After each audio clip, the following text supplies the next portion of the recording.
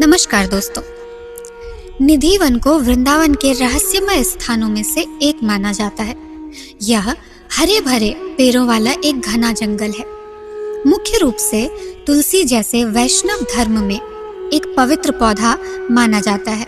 दिलचस्प बात यह है कि पेड़ों की छाल खोखली होती है और जमीन सूखी होती है, लेकिन पेड़ साल भर हरी पत्तियों से लदा रहता है। सभी पेड़ जमीन की ओर झुके हुए हैं। इस क्षेत्र में बहुत से बंदर और मोर निवास करते हैं। आम धारणा यह है कि भोर में अपने मूल रूप में लौटने से पहले ये पेड़ रासलीला नृत्य करने के लिए रात में गोपी ग्वालों में बदल जाते हैं। परिसर में प्रत्येक पौधा जोड़े में पाया जाता है, जो ग्वालों और कृष्ण की जोड़ी का प्रतीक है। दोस्तों, रंग महल के बारे में ये कहा जाता है। रंग महल, जिसका अर्थ है रंगीन महल। निधिवन में एक और मंदिर है जिसे उस स्थान के रूप में जाना जाता है जहां श्री कृष्ण ने माँ राधा को तैयार किया था। ऐसा माना जाता है कि हर रात राधा और श्री कृष्ण अपने थका देने वाले नृत्य के बाद आराम करने के लिए इस महल में आते हैं। मंदिर में सोने के लिए चंदन के बिस्तर हैं। हर शाम मंदिर के द्वार बंद करने से पहले मंदिर के पुजारी बिस्तर बनाते हैं। माँ राधा के लिए चूड़ियाँ, फूल, कपड़े जैसे आभूषण, तुलसी के पत्ते, टूथब्रश के रूप में इस्तेमाल की जाने वाली नीम की टहनियाँ, खाने के लिए मिठाइयाँ और सुपारी और पत्ते एक जार रखते हैं। बिस्तर के पास पानी भरा हुआ पुजारियों द्वारा सभी व्यवस्थाएं करने के बाद रंग महल और निधिवन के मुख्य दरवाजे बाहर से बंद कर दिए जाते हैं और सुबह ही खोले जाते हैं। लेकिन हर सुबह वे पाते हैं कि बिस्तर ऐसा दिखता है जैसे कोई उस पर सोया हो। नीम की टहनियाँ इस्तेमाल की हुई दिखती है और मिठाइयाँ और पान के पत्ते ऐसे दिखते हैं जैसे उन्हें किसी ने आंशिक रूप से खाया हो।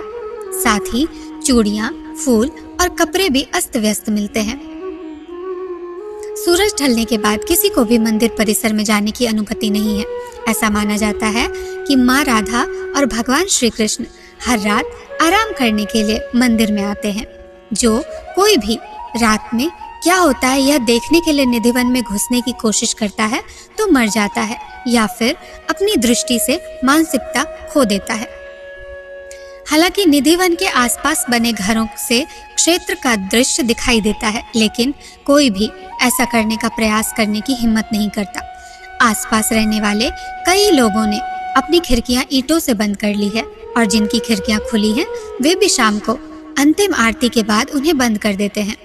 उनमें से कई ने रात में निधिवन से आने वाली पायल की आवाज सुनने का भी दावा किया है। यहाँ तक कि बंदर और मोर भी सूर्यास्त के बाद निधिवन से चले जाते हैं। कुछ लोगों ने स्वयं श्री कृष्ण को उनके दिव्य रूप में एक किशोर चरवाहे के रूप में देखने का भी दावा किया है, जो पीले कपड़े और आभूषण पहने हुए हैं, एक मोर पंख लगा हुआ मुकुट पहने हुए हैं और बांसुरी बजा रहे हैं। दोस्तों, आइए जानते हैं कि हमारे बांके बिहारी का प्राकट्य कैसे हुआ। निधिवन को बांके बिहारी की मूर्ति का प्राकट्य स्थल भी माना जाता है। ऐसा कहा जाता है कि संत स्वामी हरिदास ने अपनी भक्ति और समर्पण से राधा और कृष्ण को प्रसन्न किया और वे उनके सामने प्रकट हुए।